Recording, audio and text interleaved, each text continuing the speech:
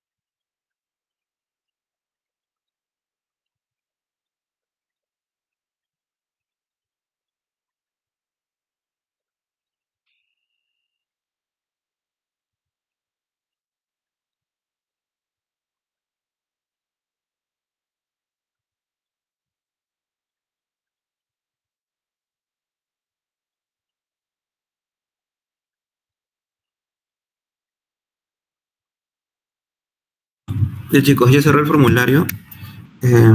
A la mayoría les ha ido bien, casi todos. Si bien aún no he publicado las puntuaciones, considerando las respuestas que han dado incluso en las preguntas para escribir, están muy bien, ¿no? Entonces, quisiera que me digan qué es lo que más dificultad les causa de este tema para poder centrar mi explicación en eso y también si tienen algún tipo de pregunta extra, cualquier otra cosa, o en qué de las que yo les he hecho, en cuál me quiere seguir indagando. O sea, quiero que estén presentes, que estén pilas, para poder intercambiar, ¿no?, palabras entre nosotros y lograr un resultado, ¿no? Ya que ponernos una hora a hacer una explicación como si fuera una clase antes del examen no es lo más adecuado. Y esto es como que tipo banqueo o flashcards para que se les quede lo principal. Entonces,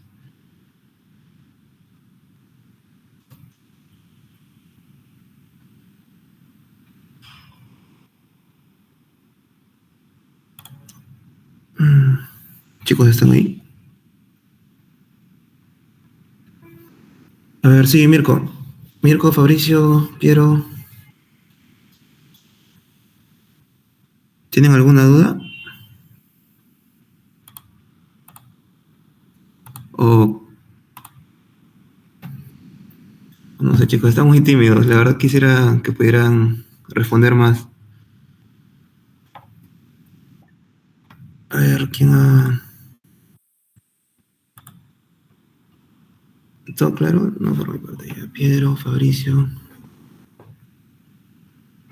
No hay nada, o sea, entonces, ¿ha sido suficiente con el formulario? O... Porque si no, chicos, quiero que se manifiesten, ¿no? También parte de ser medicina es aprender a interactuar con las personas, ¿no? Y hablar ahorita, a veces da falta ya, pero es parte de la carrera, ¿no? A ver, ¿me ven? No sale mi imagen, creo. ¿Me ven? Ya, chicos. Este...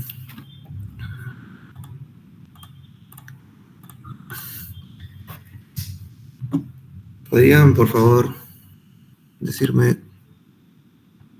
A ver, les voy haciendo una pregunta, ¿no?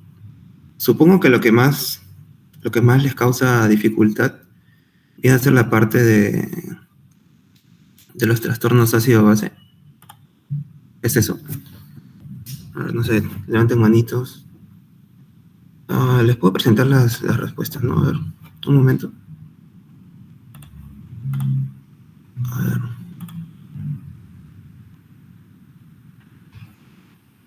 Presentar pantalla.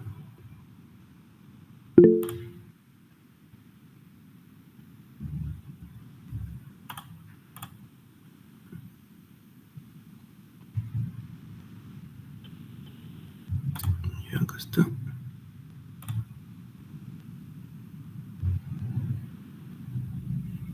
¿Logran verlo, chicos?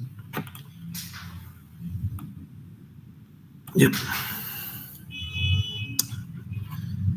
A ver, en cuanto a ver, indica la teoría ácido base que se caracteriza por la liberación de iones en solución acuosa.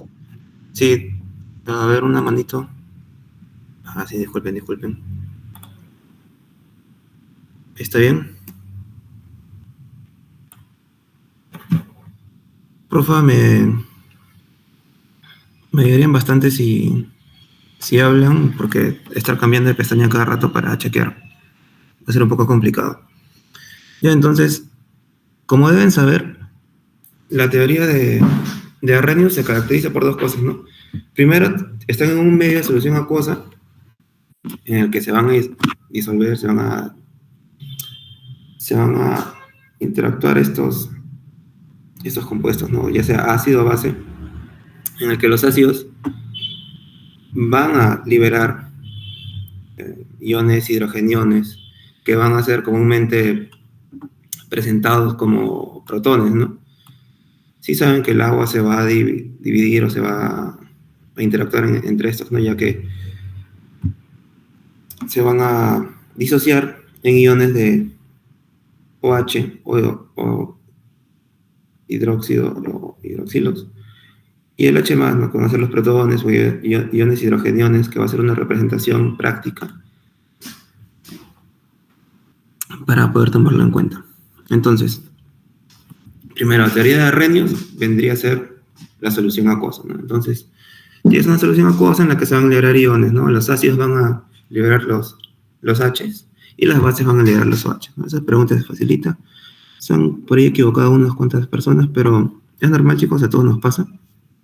Entonces, con respecto a la siguiente pregunta, tenemos sobre el esquema de Bronsted-Lowry acerca de la interacción de los ácidos y las bases, ¿no? Más que nada, algo que tienen que tomar en cuenta, si han estudiado, van a identificar que estas interacciones de ácidos y bases van a ser van a tener que ver con las cargas que van a poseer estos compuestos, ¿no? Es así que en el caso de Bronsted-Lowry, los ácidos van a ser los que van a entregar los protones y las bases van a aceptarlos. A diferencia de la teoría de Lewis, en la que vamos a ver que, disculpen, en la que se van a cambiar pares de electrones, ¿no? Ya que todos hemos llevado química, creo, en el colegio o en la academia, en la que se habla de las configuraciones, ¿no? Que para alcanzar el equilibrio o la estabilidad de los compuestos se van a dar estos intercambios de pares de electrones. Aquí también les he puesto las preguntitas con datos que luego van a ir viendo cuando les entregue la solución de sus pasitos, ¿no? Algo importante, por ejemplo, en la teoría de Arrhenius, es que vamos a hablar de ácidos y bases fuertes, ¿no? Que estas se van a también disolver, o no, se van a disociar en estas soluciones, ¿no? Se van a disociar por completo cuando son fuertes y de manera parcial cuando son débiles, ¿no? Esto más adelante, este concepto va a servir cuando se hable de los buffers, ya que estas interacciones van a permitir el equilibrio dinámico que actúa en nuestro cuerpo. A ver. Siguiendo, bueno, la teoría de Bronsted-Lowry, varios me han dado sobre ejemplo en la parte del agua. Creo que eso fue lo que les enseñaron en su teoría. Pero también el concepto es muy importante, ¿no? Es una sustancia que dependiendo las características, más que nada el pH del medio, van a actuar ya sea como base o como ácido. De tal manera que esto va a ocasionar que actúen como buffers, ¿no? Por ejemplo, el sistema buffer del bicarbonato, del fosfato, las proteínas, etcétera, etcétera, ¿no? Principalmente en este caso el ejemplo que me han dado ha sido el agua, ¿no? Y está muy bien por parte de todos ustedes.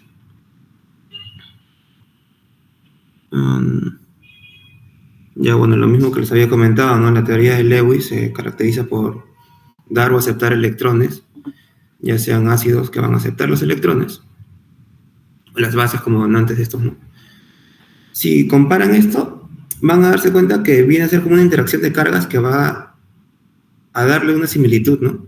Ya que los que van a dar protones van a tener que perder esa carga positiva, ¿no? Pero si es que en el caso contrario, en Lewis, van a ganar estos electrones para neutralizar esas cargas positivas. Es solamente una razón simple, ¿no? Entre balance de cargas. Ya sobre el cálculo del pH, más que nada es una fórmula que siempre tienen que tener en cuenta. Sobre esto quiero hacerles una pregunta. ¿En su práctica o en su teoría les han pedido que lleven calculadora para el examen? No sé si es que este año siguen haciendo esos cálculos o cómo se ha dado. No he pedido calculadora. No han pedido calculadora, ¿no? Ya. Chicos, ¿se está presentando de manera adecuada o dónde se ha quedado? Se ha quedado en el inicio, Nicolás. Sí, no entendía lo que has explicado. Ya, a ver, ¿dónde se ha quedado, pucha? ¿No se movió? No. Ya, a ver, a ver. Era que me avisen antes, chicos.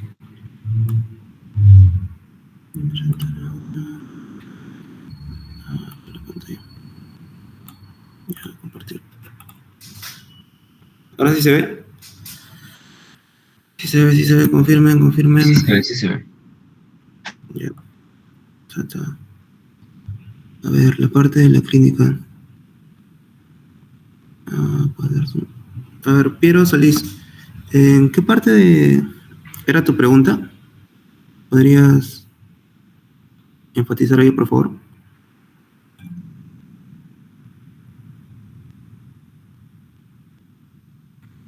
Perdón.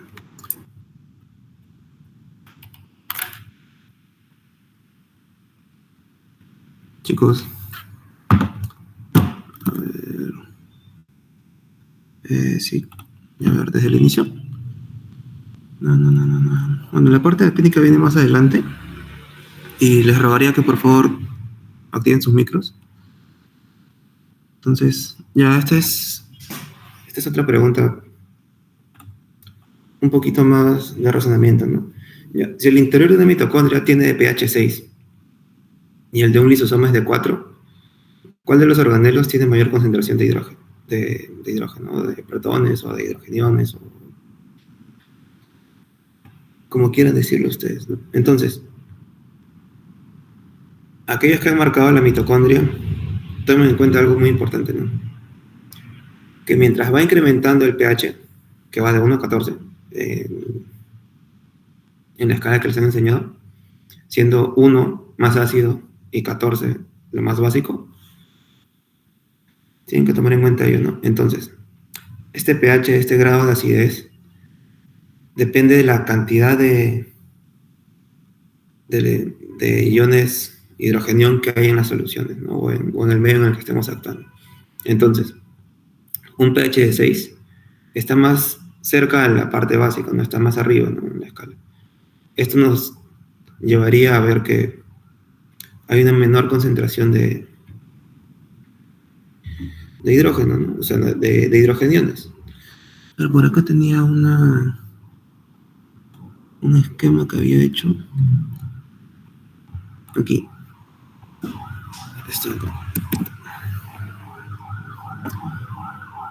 Acá se puede ver, ¿no? Se sabe que es el logaritmo de las concentraciones de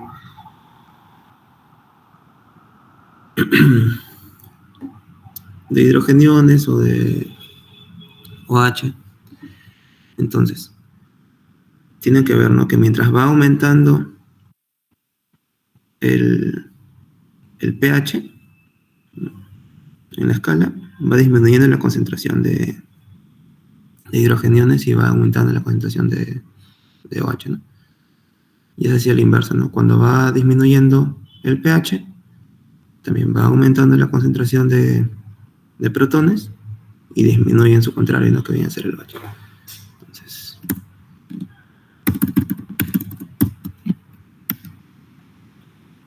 tienen que tener eso en cuenta, ¿no? Entonces, así llegamos a la conclusión, ¿no? De que un lisosoma tiene mayor concentración de iones hidrogenión. A ver, para ver la pregunta. Aquí tenemos, varios lo han contestado bien. Viene a ser la concentración, la ecuación de Henderson-Hasselbalch. Cuando lleven fisio, cuando lleven neumo, creo que sí han visto esto, ¿no? Ustedes están llevando fisio ahorita y sí han tenido que ver esto, ¿no? Para calcular las variaciones en el pH, ¿no? En este caso viene a ser con los ácidos, con un ácido débil que viene a ser el sistema del ion bicarbonato, ¿no? A ver, siguiente pregunta.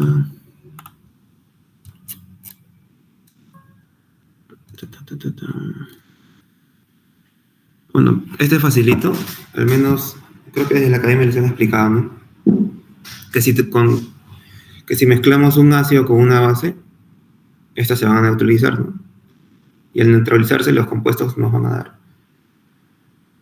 Acuérdate, el H se va con el OH, formar agua. Y los otros compuestos no, por ejemplo, la sal de mesa, que viene a ser el NaCl o el cloruro de sodio, va a resultar de la combinación del ácido clorhídrico, que va a ser el HCl, con el hidróxido de sodio, el NaOH.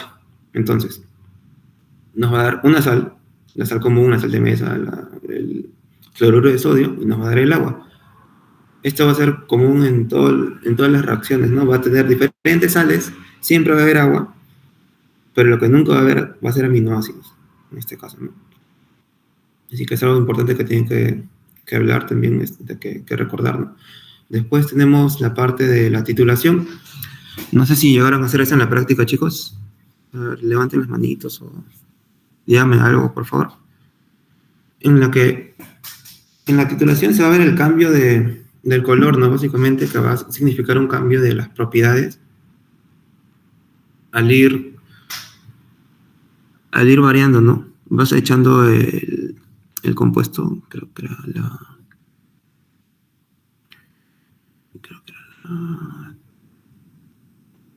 ya, el nombre ahorita no me lo acuerdo, pero va a ir cambiando el color.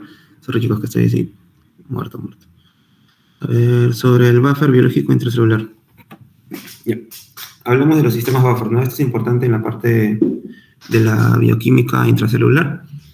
Los fosfatos van a ser los compuestos principales, ¿no? Si bien los otros también van a ser buffers intracelulares, la glucosa, el fosfato, la ATP y las proteínas, debido a las propiedades que sostienen. Estos compuestos, al tener, como ya les hablé, ¿no? Las cargas. Estas cargas van a encargarse de la interacción, ¿no? De los protones, de los electrones, que van a hacer posible que estas tengan un rol preponderante en el metabolismo celular, ¿no? Este de acá es un poco más complicadito. Entonces, tenemos el bicarbonato en la sangre. Tenemos el bicarbonato, ¿no? Que este va a actuar en la sangre medio extracelular, ¿no? En el que va a estar interactuando con los diferentes compuestos de nuestro metabolismo para que puedan equilibrarnos, ¿no?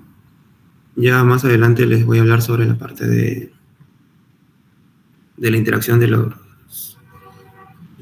sistemas respiratorio y renal, en la parte de la alcalosis metabólica, la acidosis respiratoria. Luego tenemos el fosfato que ya les había comentado, que es de principal acción intracelular.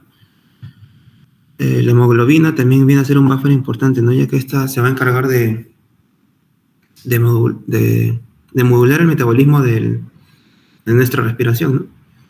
El cambio del oxígeno con el CO2 es un mecanismo de buffer. Si bien no lo tenemos tan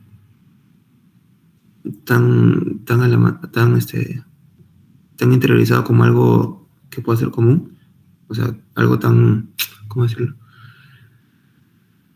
Algo que se puede deducir con facilidad. Es algo que sí todos nosotros estamos viendo cuando vemos la parte de respiración. Entonces, la parte de proteínas también es un buffer intracelular importante debido a su extremo amino y también a su extremo carboxilo. Esta interacción de cargas también les da una capacidad de buffer. Entonces, bueno, después los mecanismos buffers principales. El primero que va a actuar van a ser los buffers como el bicarbonato. Luego, acá eran mecanismos de regulación. Entonces, el siguiente va a ser el mecanismo respiratorio, ¿no? Como que va a intercambiar la concentración, ¿no? Del CO2 en nuestro organismo, que se va a expresar en la presión parcial de CO2, ¿no? Y en la parte renal, que viene a ser la producción o disminución el incremento de la producción o disminución de del bicarbonato de sodio a nivel renal. Esto como mecanismo ya posterior a los anteriores dos mencionados, ¿no? Es algo más fácil de entender. Después, en cuanto a la parte final, que viene a ser el cambio primario en los trastornos ácido-base, les voy a presentar un esquemita que tenía. A ver. Esto es acá. Ya.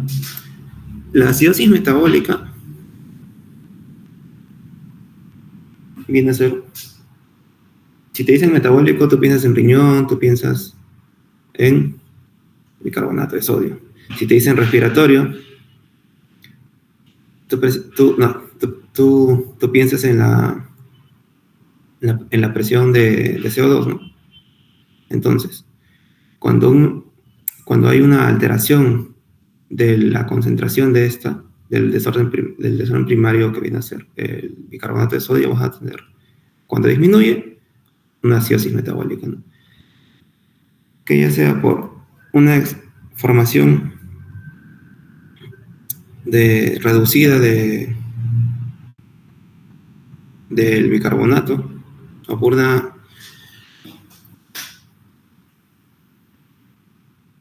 un uso excesivo para la neutralización, ¿no?, de ácidos en el cuerpo. Y el contrario va a ser la alcalosis metabólica, ¿no? Vamos a tener el incremento de la concentración del bicarbonato, y va a ser debido a procesos, por ejemplo, en el caso del hiperaldosteronismo, vamos a tener una pérdida de potasio, ¿no?, lo que va a ocasionar que disminuya al final que aumente al final el bicarbonato de sodio, el bicarbonato el bicarbonato, perdón, chicos.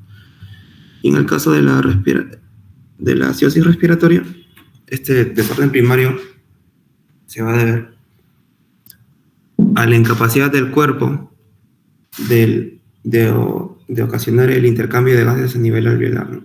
Entonces, las razones por las que puede retener CO2 nuestro cuerpo van a ser cuando hay una disminución en la ventilación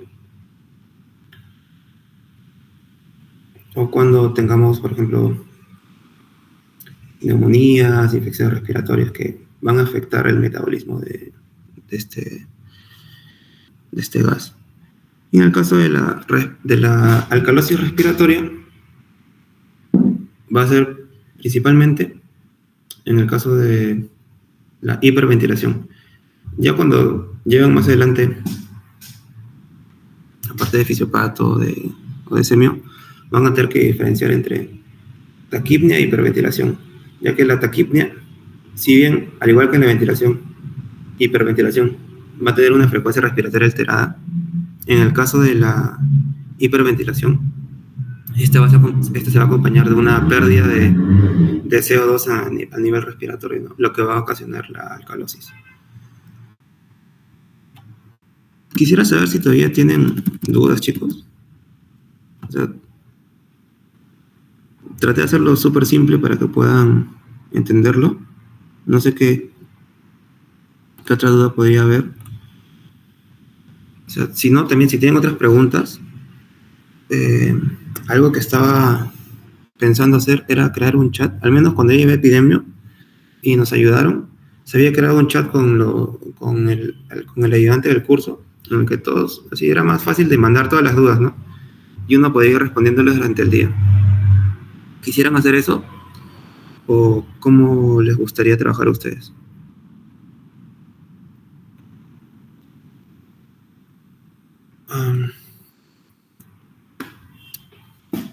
Ya, chicos, ahora sí toca el momento del feedback.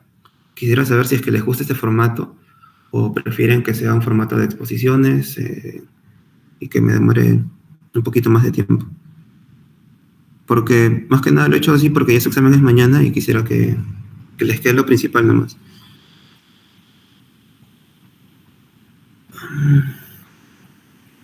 A ver, César, ¿qué podrías decir?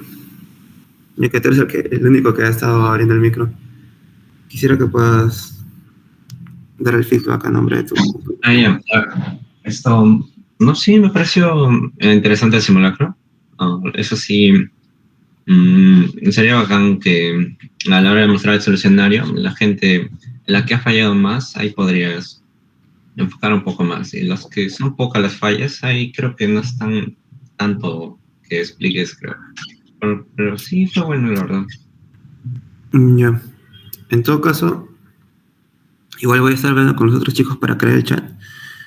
Y que porque acá en Meet o en persona no muchas veces comparten sus dudas, pero si tienen planchitas o cosas así que quieran que uno resuelva, ya sea con cálculos, porque he visto que también hay planchas medias antiguas que tienen cálculos, eso también las podría hacer. Y bueno, disculpen que haya sido solamente un formulario, pero he estado full todo el día y no me dio tiempo, la verdad, de poder hacer las diapositivas, pero igual traté de hacer algo de manera más dinámica. Y bueno, cualquier otro feedback creo que lo estarían dando con Tulio y eso sería todo por mi parte. En un momento van a entrar mis otros compañeros para continuar con la expedición. Gracias chicos, hasta luego, cuídense, chao chao.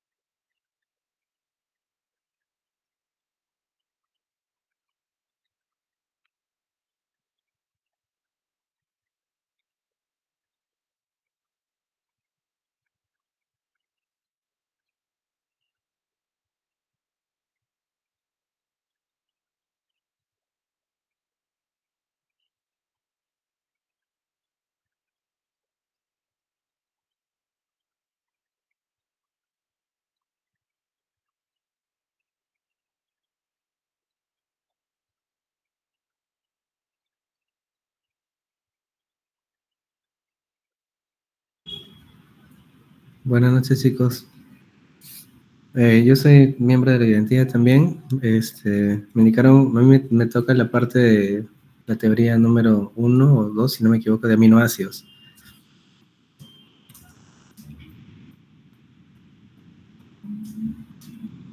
Ya, ¿me avisan si puedo comenzar o prefieren tomar un breve descanso, como deseen? Me parece que ya puedes iniciar, Jesús. Ya han descansado como 5 o 6 minutos. ¿Cómo? Disculpa. Ya puedes iniciar, Jesús, porque ya han descansado un poco. Ya, genial. Me voy a comportar.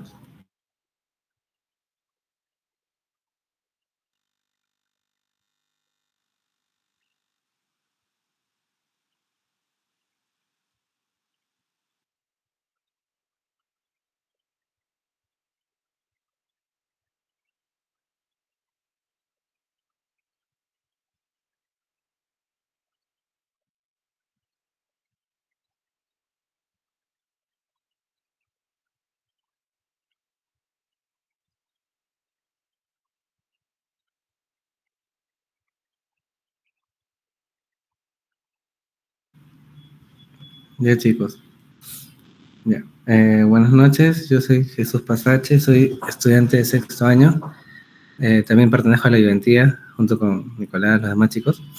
Y bueno, pues el día de hoy quería apoyarles en este tema que he visto, que les han puesto un montón de diapositivas. Entonces, quería, si por favor me podrían ayudar con preguntas puntuales que puedan tener para poder hacerlo más dinámico y más rápido también, porque el tema es bastante amplio.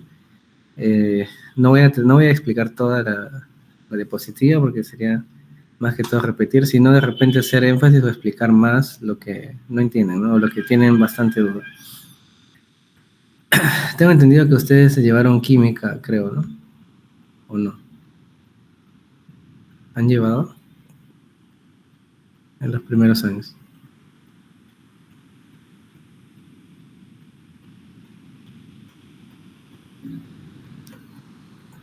Química general, creo. ¿Chicos?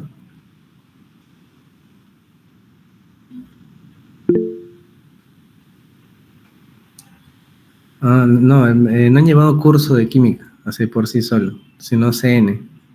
Rayos.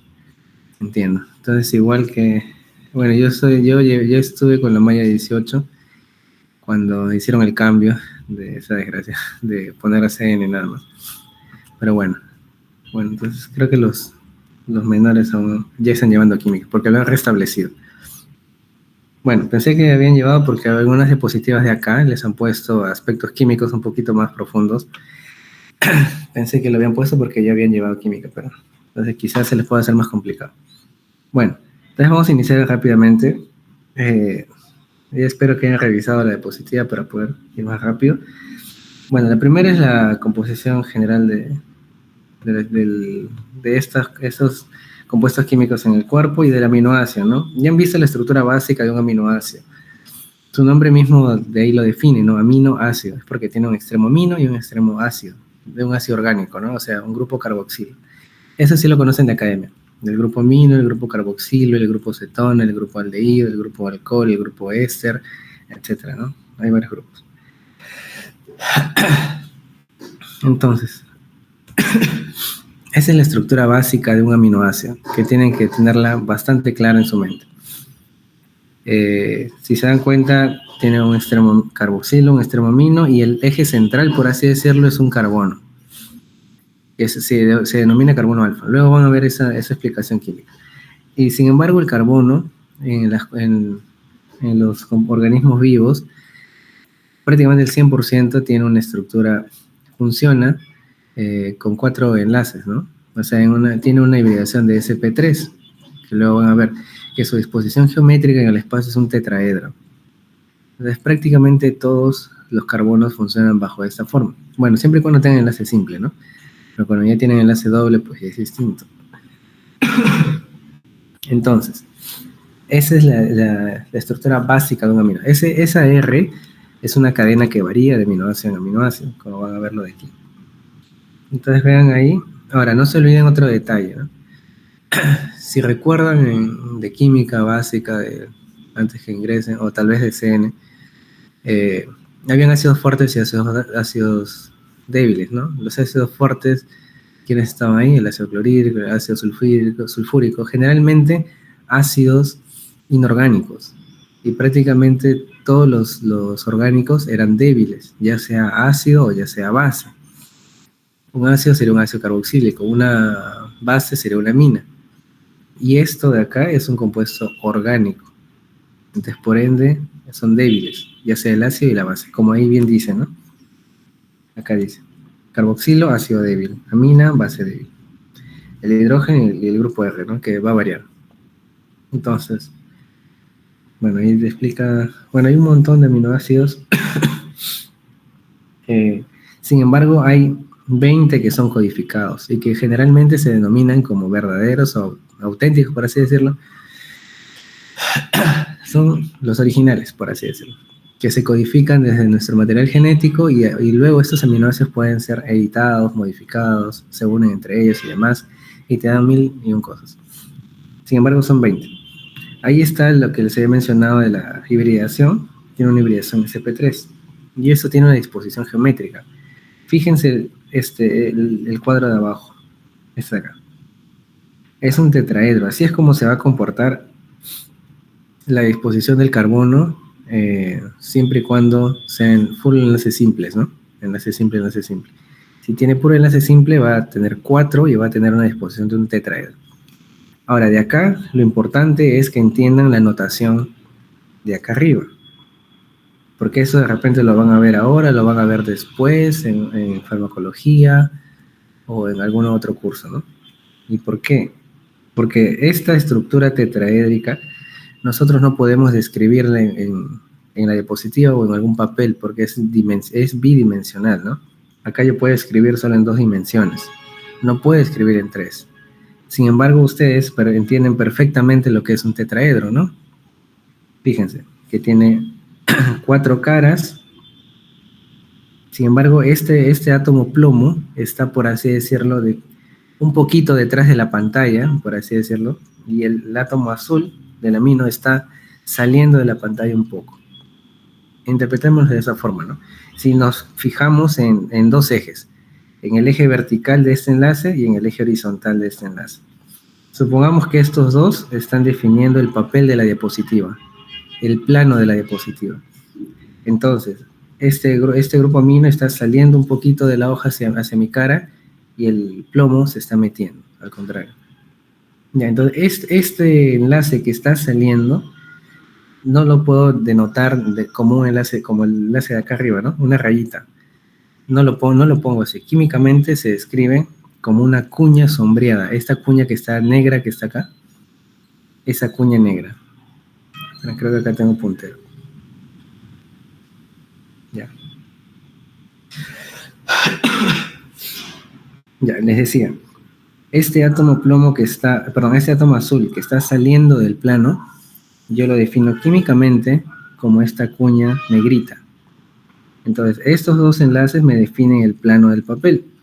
Y esto que está saliendo del plano, y esta cuña punteada que está entrando un poquito detrás del plano, ¿no?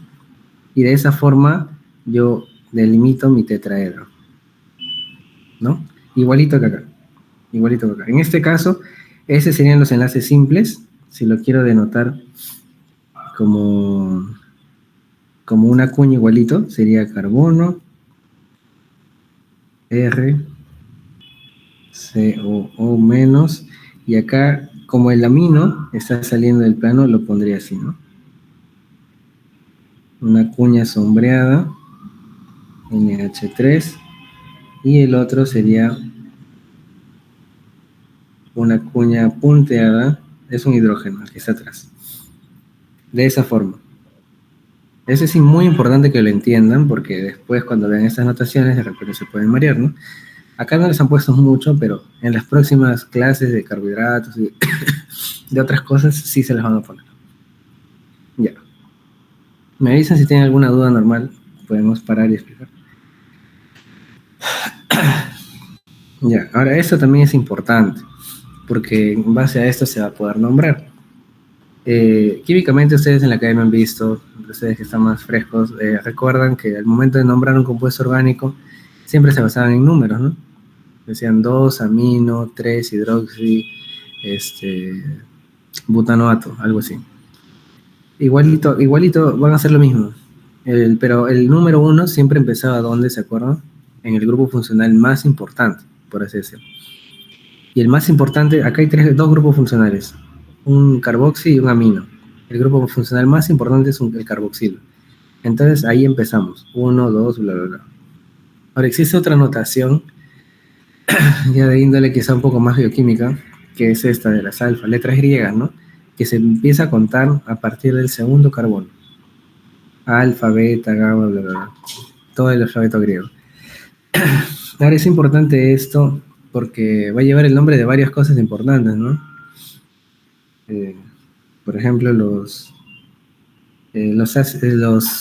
¿cómo se llama eso? Hay ciertos aminoácidos, como el ácido gamma aminobutírico, que luego lo van a ver, y se llama gamma porque justo acá en la posición gamma se une a un grupo amino. También inclusive en los ácidos grasos también esta notación me va a servir.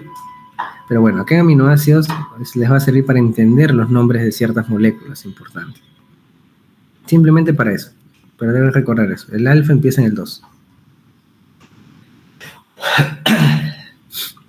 ¿Ya ven? Y acá justo es lo que les mencionaba, ¿no? Para que puedan entender. Acá les he puesto aminoácidos alfa. Bueno, casi muchos son aminoácidos alfa. Son los más frecuentes porque en el carbono alfa, que es el principal, ahí está la cadena lateral, ¿no? Que puede ser muchas cosas. Y bueno, acá hay ejemplos importantes. Bueno, esos son aminoácidos derivados, porque si se dan cuenta, no siguen la misma notación. Miren, ese sería el carbono alfa. Sin embargo, ustedes saben que la estructura básica de un carbono alfa tiene un grupo carboxilo, un grupo amino, que acá no tiene un grupo hidrógeno y una cadena lateral.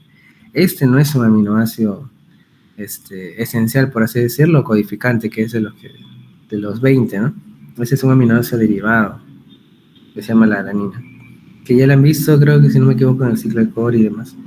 Y acá es lo que les había mencionado, ¿no? Se llama GABA, que significa, está en inglés las siglas, ácido gamma amino butírico. Ese es muy importante, es un neurotransmisor inhibitorio del cerebro, funciona inhibiendo las neuronas. Entonces acá se llama ácido porque tiene un grupo carboxilo, gamma porque está en el grupo, el de acá, gamma amino, entonces tiene un grupo amino en el carbono gamma. Ácido gamma amino butírico, o butírico butanoato porque son 4 carbonos, ¿no? Simplemente sí. Entonces estos ya son derivados. Allá. Por esto pensé que ya habían llevado química.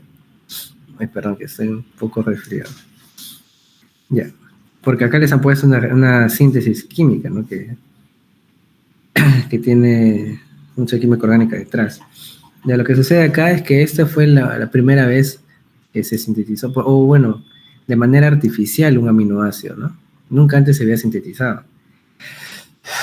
Sin embargo, Wohlert, con Hell y Zelinsky y demás, sintetizaron en un laboratorio artificialmente, creo que fue en 1800 y tanto, no me acuerdo. Casi cuando sintetizaron la urea. La urea la sintetizaron en 1812. Kohler, creo, la síntesis de Kohler.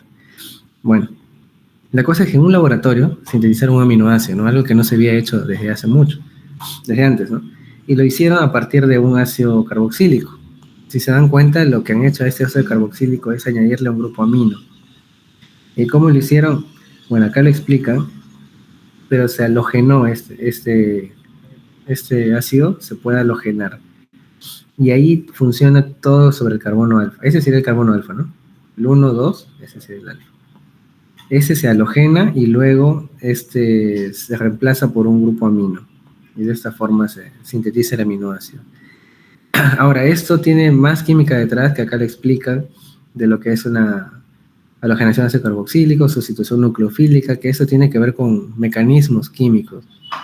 Que bueno, como no han llevado química, quizá no, espero que no les pregunten y demás, pero eso involucra mecanismos en química orgánica básica, que es lo que usualmente se debería llevar, les explican cómo funcionan las moléculas, por así decirlo, orgánicas.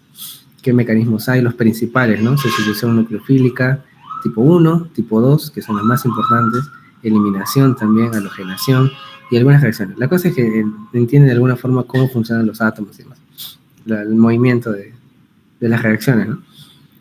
Y acá en bioquímica como que ya se les hace quizá un poquito más fácil, ¿no? Entenderlo. Pero bueno, entonces de esa manera se puede entender, ¿no? De manera simple. Ya, ahora vamos a ver respecto a las propiedades, ¿no? Hay que recordar que son de sabor dulce y son solubles en agua, ¿no? Como son polares, tienen carga positiva y negativa. Y la cadena lateral también depende, ¿no? De qué tipo de cadena lateral tenga. Si puede ser esa cadena lateral, puede ser un hidrógeno, como la glicina, o puede ser, no sé, una molécula más grande, con benceno y un OH tipo tolueno, que se llama tirosina o fenilalanina y demás. Esa es una característica importante, ¿no? Que son anfóteros, y que luego lo vamos a ver en la parte del pKa, del potencial isoeléctrico y demás. Esto también es importante, que tiene actividad óptica, ¿no? Pero luego lo vamos a ver. Ya, ahora es importante que respecto a sus propiedades de pH, de ácido y de base que vamos a ver ahorita, que eso se basa, ustedes recuerden la definición de ácido-base, habían tres, ¿no? De Arrhenius, de Bronsted-Lowry y de Lewis. La que utilizan acá en toda esta cosa de aminoácidos, bioquímica, es la de Bronsted-Lowry. O sea, se basa en que el ácido libera protones y la base se los lleva. En eso se basa, ¿no? De lo que es un ácido y lo que es una base, ¿no? Entonces, acá ponen ejemplos, poco a poco van describiendo. La forma de un aminoácido va a depender del pH, ¿no? El pH, como ustedes saben, es un número, es algo indirecto que te dice la cantidad o concentración de hidrógenos en el medio. ¿Qué significa? Un pH de 2 me indica que la concentración de hidrógenos es 10 a la menos 2, de la fórmula, ¿no? El pH es menos logaritmo de la concentración de hidrógeno. Entonces un pH de 2 indica una concentración de hidrógeno de 10 a la menos 2. Un pH de 9 significa una concentración de hidrógeno de 10 a la menos 9. Si se dan cuenta, hay una enorme diferencia entre 10 a la menos 2 y 10 a la menos 9. Cuando el pH es menor, hay mucho más protón dando vuelta en el medio. Muchísimo. Muchísimo protón. Entonces está en un ambiente ácido. Sin embargo, cuando pasa lo opuesto y está en un ambiente básico, al contrario, hay muy poco, ¿no? Entonces, con base a ese principio nada más, se puede entender. Miren, dicen que acá, si yo agrego un ácido, el ion carboxilato, o sea, el CO-, ¿qué va a pasar? Reaccionará con el protón. Claro, porque si yo agrego un ácido, va a haber, el ácido tiene pH muy bajo, ¿no? Entonces va a haber muchos protones en el medio, muchos. Entonces, ¿qué es lo que va a hacer este ion carboxilato? Se va a unir al hidrógeno, porque hay muchísimo. Sin embargo, ¿qué pasa lo opuesto, ¿no? Ay, perdón. ¿Qué pasa si ese mismo carboxilato está ahora pero en un medio ácido, un medio básico, porque se agregó una base? Ya no va a haber muchos protones. Entonces, no va a coger ninguno, se va a quedar así como está. Y la base, que está así protonada, como no hay casi ningún protón en el medio, lo que va a hacer es lo va a donar. Y se va a quedar como NH2 y va a liberar su protón. ¿Se dan cuenta? Porque no hay mucho protón en el medio. Y de esa forma se entiende, ¿no? Entonces ustedes pueden saber lo que le pasa a un ácido, al carboxilato, al ion carboxilo y al ion amonio, dependiendo del pH, ¿no? Y ahora, ya, hay que pasar, vamos a la parte de... Ya, entonces ustedes saben que eso va a variar con respecto al pH. Y entonces ahí viene el punto clave, ¿no? Eso que les he dicho, que el el ácido, el carboxilato va a coger los protones, o el grupo amino va a donar los protones, ¿de qué va a depender? ¿Qué me va a decir? ¿Qué cosa me va a decir?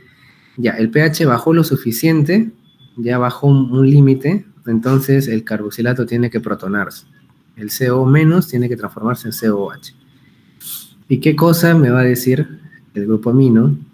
¿Tiene que protonarse o tiene que botar su protón? Ya, esa personita, por así decirlo, que va a definir eso, se llama pKa, o potencial de la constante de acidez. Que bueno, esa tiene una explicación química un poquito más profunda, pero bueno, igual que el pH, no se olviden que el pKa es potencial, ¿no? La función potencial es menos logaritmo de algo, ¿no? En este caso de la constante de acidez. Entonces, el que me va a decir eso que les había dicho, ¿no? Ya hay suficiente pH, o ya cambió tanto el pH que ya tienes que protonarse, va a ser el pKa. Entonces, fíjense acá. A ver, no, ¿qué es? Miren, ¿qué está pasando acá? A ver, acá lo que ha pasado, allá. Dice, en medios ácidos fuertes, tanto el grupo amino como el grupo ácido se encuentran protonados. Y el aminoácido tiene la forma... Ya, eso es cuando hay un medio muy ácido.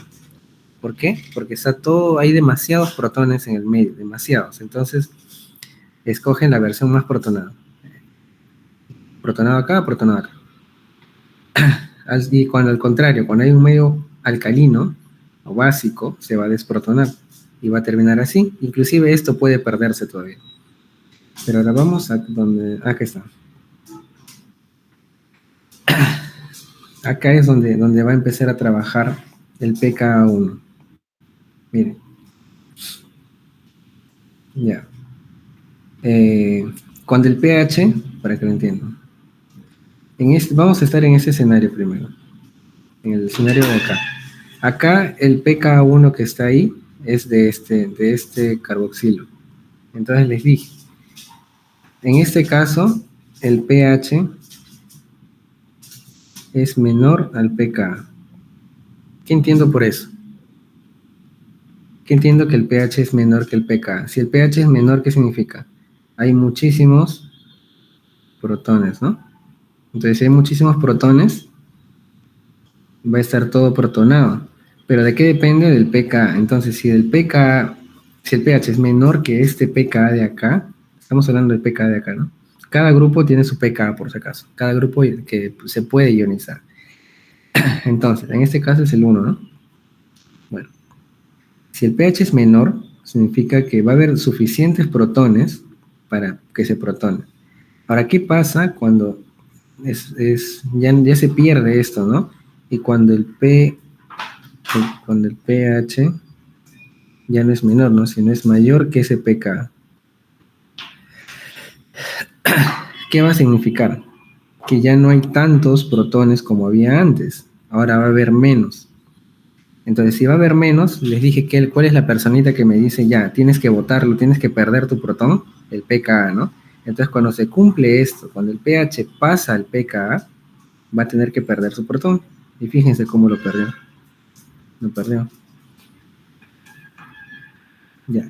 Ahí funciona ese pKa 1. Sin embargo, si se dan cuenta, ese es el pH 1, ese es el pH 2. De ahí lo vamos a ver con números, para que lo entiendan mejor. Entonces, fíjense. Este nitrógeno, vamos a ponerle otro color. Ese nitrógeno también tiene su pKa2, ¿no? Que recién acá lo ponen. Sin embargo, ese pKa2 está desde acá, ¿no? Igualito acá. Sin embargo, en este caso sigue protonado. ¿Por qué sigue protonado? Porque el pH es menor que el pKa2. ¿Qué significa que es menor? Que hay muchos protones en el medio. Hay muchos protones. Entonces, si hay muchos protones, sigue protonado. Igualito acá, en este caso, si bien el pH aumentó, porque ese es el pH 1, ahora pasamos al pH 2, que es mayor, ¿no? Fíjense, Antes era menor que el pK1, ahora es mayor que el pK2. Este pH2 ha subido. Sin embargo, fíjense cómo está, sigue protonado. Y eso sigue protonado porque el pK2 sigue siendo menor. El pH sigue siendo menor que el pK2. Por eso es que no lo pierde. Sin embargo, ¿qué pasa acá en este último paso, ¿no? El pH aumenta tanto que va a pasar al pKa. Lo pasa. ¿Y qué significa? Al 2, ¿no? Al pK2. ¿Qué significa que lo pasa? Un pH alto significa menos protones en el medio. Muy poquito. Entonces, ya subió tanto que este amino va a terminar de perder el protón que tenía, ¿no? Y al final va a terminar así. Todos sin protones ionizables. Que es la última parte, ¿no? Eso que les he explicado ahí lo pueden entender perfectamente con una curva de titulación o con ejemplos claros, ¿no? Ahorita vamos a ver con números y demás. Y ahí después van a ver cómo se entiende todo, ¿no? Con el pH, punto isoeléctrico y demás. El punto isoeléctrico es cuando todo el aminoácido tiene como carga neta 0. Fíjense. Acá por un rato, al inicio, cuando el pH era muy bajito, ¿qué carga tenía todo este aminoácido? Más 1, ¿no? Acá un 1 del grupo amino y ese no tiene carga. Tenía más 1, todo. En este caso, ¿cuánto tiene de carga? Más 1 y menos 1 suma 0. En este caso, menos 1. Ya, esta estructura que tiene una suma de cargas totales igual a 0 se llama zwitterion, que es en una palabra alemana. Y ese es lo que está acá. El zwitterion. Entonces, este pH al cual va a estar en esta forma, o sea, el pH 2, ese pH 2 que les he puesto acá de ejemplo, es lo que se denomina punto isoeléctrico, que generalmente se puede calcular de manera indirecta, como la semisuma, ¿no? De los pK. Pero bueno, vamos a verlo después. Ya, entonces conocemos el zwitterion y demás. Ah, miren, de acá lo pueden deducir nada más. Dice, el punto isoeléctrico es 5.97. Ese es un ejemplo, ¿no? En un medio acuoso a pH 7. ¿La célula para dónde se irá? Bueno, acá les dice, ¿no? El PI que era el pH al cual este aminoácido no tiene carga 0, ¿no? O sea, está así. Sin embargo, yo le voy a poner un pH 7. ¿Qué significa? Que el pH es mayor. O sea, ¿cómo va a estar? Si el pH es mayor, significa que no va a haber muchos protones en el medio. Entonces va a tener que perderlo. Y por eso es que pierde este protón de acá.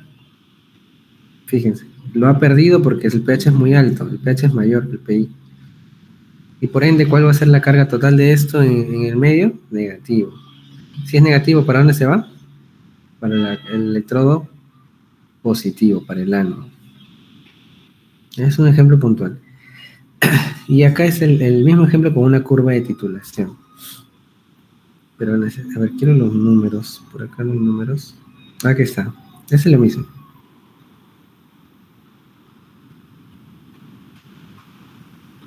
Ya, fíjense.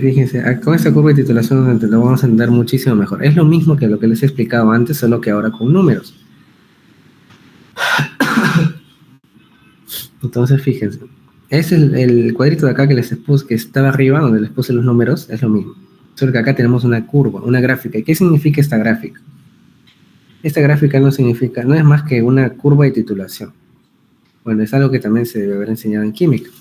Pero bueno, una titulación no es más que nada. Vamos a intentar explicarlo acá, chiquito. En el laboratorio existe... A ver. Ya. En el laboratorio existen algunos instrumentos químicos que sirven para, especialmente en ácido base, en redox y demás, para poder hacer reaccionar y hacer cálculos. Es generalmente cuantitativo, química analítica. Así se llama la subespecialidad. Entonces, existe algo que se llama una bureta, que es una especie de tubito largo con una llave, que está anclada a un soporte metálico Y acá abajo se pone algo que ustedes sí conocen, espero, que se llama un matraz. Matraz Erlenmeyer. Entonces, esto está gradado. Acá esta bureta tiene desde el 0, como 1 centímetro, desde el 0, uno tantos milímetros hasta 50. Con la que se trabaja usualmente los laboratorios son de 50 mililitros. Y acá se pone la muestra, ¿no? Entonces, lo que se hace químicamente es de que acá se pone una muestra, supongamos, un ácido se pone abajo, un ácido. Yo sé la cantidad del ácido que... Eso lo uso para calcular, ¿no? Acá yo tengo un ácido X. Vamos a ponerlo. Tengo un ácido X, ¿no? Ácido. Tengo un volumen que yo sé. Sin embargo, la concentración yo no la sé. Una concentración X. ¿Y arriba qué tengo? Arriba yo tengo una base, supongamos un KOH o un NaOH, que yo ya lo tengo estandarizado. Yo ya lo tengo en mi... yo lo he comprado, lo que sea, o lo he preparado, y ya sé la concentración exacta de esa base, ¿no? Entonces yo tengo una base que yo ya sé su valor. Entonces lo que voy a hacer nada más, a este tubito le añado unas gotitas de algún indicador, que es una molécula orgánica, que sirve para, su nombre dice indicador, generalmente hay fenolftaleína, suldametilo, entre otras, ¿no? Que lo que va a hacer es que me va a avisar cuando el ácido y la base están en la misma concentración, o sea, cuando se han neutralizado. Cuando están neutralizados, esa gotita que yo le he hecho me va a teñir esto de un color, ¿no? De cierto color, ya sea rosado o rojo grosella, que es con el de fenolftaleína. Entonces, eso va a pasar cuando se equiparan las concentraciones. Entonces, lo que hago en este matraz de ácido, yo le voy a dar vueltita y voy a girar la llave para que esté cayendo, ¿no? Cae. Entonces yo veo y voy contando cuántos mililitros va cayendo. Y cuando esto se pone rosado, ¿qué significa? Que las concentraciones de ácido y base son iguales, se han neutralizado. Cuando pasa eso, se termina la reacción ácido-base. Entonces, para ese entonces, yo ya sé cuánto volumen acá ha pasado, ¿no? Cuánto volumen he botado. Es un volumen 2, que ya está determinado. Entonces, lo que hago nada más es igualar, ¿no? Entonces, hay una fórmula que es la normalidad por el volumen 1, es igual del ácido, ¿no? Es igual a la normalidad de la base por el volumen 2 que había. Con esa fórmula simple nada más, calculan cuánto es la concentración de ese ácido X que yo tengo. Entonces, acá lo que se está haciendo es parecido, sin embargo, acá lo que han graficado en los ejes es el pH, cómo varía el pH y cómo varían los equivalentes de base, OH. O sea, lo que está en la bureta es OH, ¿no? Entonces, yo tengo acá el aminoácido, que no es ni ácido ni base. Y voy a empezar a echarle base. O sea, voy a empezar a abrir la bureta y va a empezar a caer mi KOH, la base, o mi NaOH, lo que sea. Va a empezar a caer. 0.5, 1, 1.5. Y en este caso me he puesto el pH. Obviamente el pH va a empezar a subir, ¿no? Porque estoy hablando de una base, estoy echando una base. Y esto es lo que va a graficar esto de acá, ¿no? Entonces empezamos. Inicialmente empieza un pH muy bajo, fíjense, pH de 0. O sea, está súper ácido, demasiado ácido el medio. ¿Qué significa un pH ya exageradamente? Es exagerado, pues, ¿no? Obviamente. El pH de 0 es utópico. Entonces, en este caso, pH 0 va a haber demasiados protones en el medio. Y les dije, ¿qué es lo que me va a definir que se protone o no se protone? El pKa, ¿no? Por si acaso este pK es pKa, potencial de la constante de acidez. Solo que acá no le han puesto la A chiquita, pero es potencial de la constante de acidez, es lo mismo. Entonces, este pK1 es del grupo carboxilo y este pK2 es del grupo amino. Ojo, eso es importante que lo tengan en cuenta. Entonces, vamos a borrar esto. Cuando el pH es menor al pK1, el pH es lo suficientemente bajo para que protone al grupo carboxilo. Fíjense, en toda esta zona predomina esta forma. Cuando el CO menos está protonado, porque el pH es lo suficientemente bajo para protonar. ¿Qué me define este umbral? El 2.34. Si el pH es 2.1, perfecto, estamos acá. Pero si el pH es 2.5, ya no está en esta forma, porque el pKa es 2.34, tiene que ser menor. Ahora, acá de repente esto que les puede tener confusión es eso de que el pH menor significa más protones y pH mayor significa menos protones. Eso traten de tenerlo bien en la mente, repasando, porque eso trae confusiones. Pero bueno, entonces acá este pKa me va a determinar eso, que predomine esta forma. Ahora, ¿qué pasa? Les pregunto, ¿qué pasa si el pH es 2.34? Exactamente. Entonces, en ese caso, vamos a estar acá, ¿no? Exactamente acá. ¿Qué significa esto? Que en ese atrás, o en este medio, va a haber 50% de esto y 50% de esto. Mitad, mitad, por así decirlo. Y ahora, si seguimos con la curva de titulación, vamos a ver que si seguimos incrementando el pH, ahora el pH va a ser más grande que este pK1, por tanto, si el pH es más alto, significa que hay menos protones. Entonces ya no es lo suficientemente bajo como para que protone el COH, el CO menos. Entonces se va a quedar como CO menos, que es toda esta zona. Ese es analizando desde la perspectiva del carboxilo. Ahora, si lo vemos desde la perspectiva del grupo amino, fíjense. El grupo amino, ¿cuánto es su pK? 9.6, ¿no? 9.6. Es un pK alto, ¿no? Entonces, ¿qué significa si el pH es 7? ¿Qué significa un pH 7? Que el pH es lo suficientemente bajo para que se protone el grupo amino.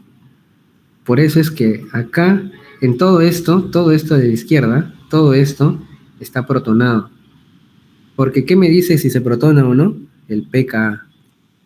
El pKa me dice si se protona o no. Entonces, este es el grupo amino. Por debajo de un pH por debajo de este pKa, protonado, fíjense. Y por encima, ¿qué pasa si tengo un pH? Tengo un pH de 11. Entonces el pH alto significa menos protones. Entonces no va a haber suficientes protones como para protonarlo a este grupo amino. Y al contrario, va a tener que perder porque no hay suficientes protones. Ese es hablando de la perspectiva del pKa del grupo amino, Y así se puede hablar igual del grupo carboxilo. Entonces, espero que se haya entendido porque este es, creo que lo más importante, y creo que habían votado en su encuesta, si no me equivoco, que este se les hacía más difícil de esta clase. Si tienen dudas me avisan, pero igual vamos a ver algunos ejemplos más, especialmente con la cadena lateral, ¿no? Que ahí también, si es que tienen una cadena lateral con carboxilo o con amino, pues va a haber la misma cosa. Entonces, ese es lo más importante. Me dicen si tienen alguna duda y demás. Acá eso es lo mismo que ya les comenté. Miren, acá hay otro ejemplo, igualito, solo que acá estamos con un aminoácido ácido que tiene una cadena lateral con otro carboxilo. Entonces estamos con dos carboxilos. O sea, se pone más compleja la cosa. Sin embargo, es igualito, ¿no? Solo que va a haber una curva un poquito más larga. Entonces acá solo deben saber cuál es de cuál, ¿no? Este es del grupo amino. Este es de este grupo carboxilo. Ay, perdón.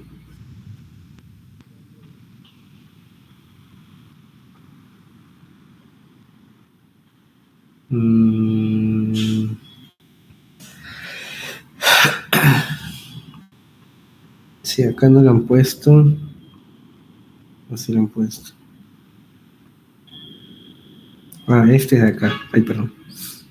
Este es de acá. y este es de este de acá, del grupo carboxilo. ¿Cómo lo sacan? Bueno, acá debería decirlo, ¿no? Usualmente estos valores aparecen al costado del grupo funcional, usualmente. Sin embargo, acá lo sacan por cómo varía, ¿no? El que varía acá es este, ¿no? Y de acá a acá, ¿cuál varía? El de acá arriba. Pero bueno, igualito acá, chicos. Cuando el pH es muy bajo, es menos de 2.9, ¿qué pasa con este grupo carboxilo? El pH es lo suficiente para que se protone, ¿no? Por eso es que está como COH. Sin embargo, ¿qué pasa cuando el pH aumenta? De acá pasa el 2.19. Cuando pasa el 2.19, el 2 puede ser un 3, puede ser un 4, va a perder el protón. Fíjense cómo lo perdió. Y obviamente ya no, la única forma de que lo recupere es que el pH sea menor que este valor, ¿no? Entonces, de 2.19 el pH en adelante, 2.19 hasta 5, 7, 9, 10, va a estar desprotonado. Ahora, el siguiente es este grupo carboxilo, ¿no? A un pH de 3, de 4, va a ser lo suficientemente ácido, va a estar menor que este pKa de la cadena lateral, R, que le puesto R de cadena lateral, como para que esté protonado. Sin embargo, si pasa el 4.25, se va a desprotonar. Y ahí vemos el de la cadena lateral, ¿no? Y ya no va a volver a ser protonado a menos de que baje de 4.25. Ahora, el del grupo amino, que está ahí, es 9.67. Entonces significa que el pH debajo de este valor de 9.67 va a estar protonado. Y por encima va a estar desprotonado.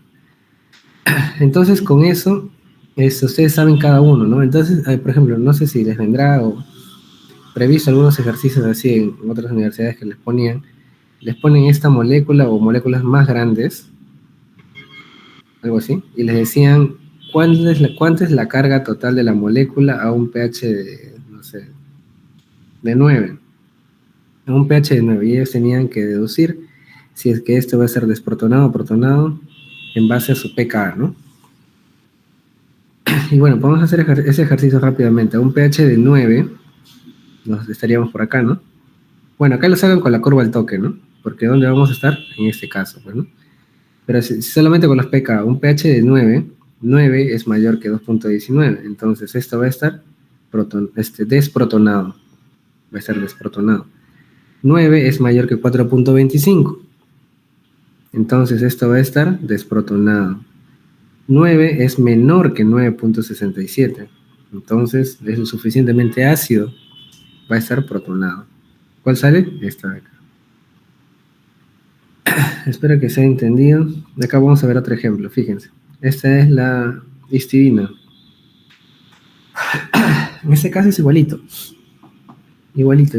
Solo que acá, en el anterior, la cadena lateral era un grupo carboxilo. En este caso, la cadena lateral es un grupo... Perdón, en este caso, la cadena lateral es un grupo amino.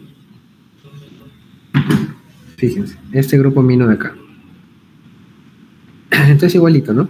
Ese es el pK1 del grupo carboxilo, ese es el pK2 del extremo amino, y ese es el pKr, o de la cadena lateral, de este grupo amino, ¿no?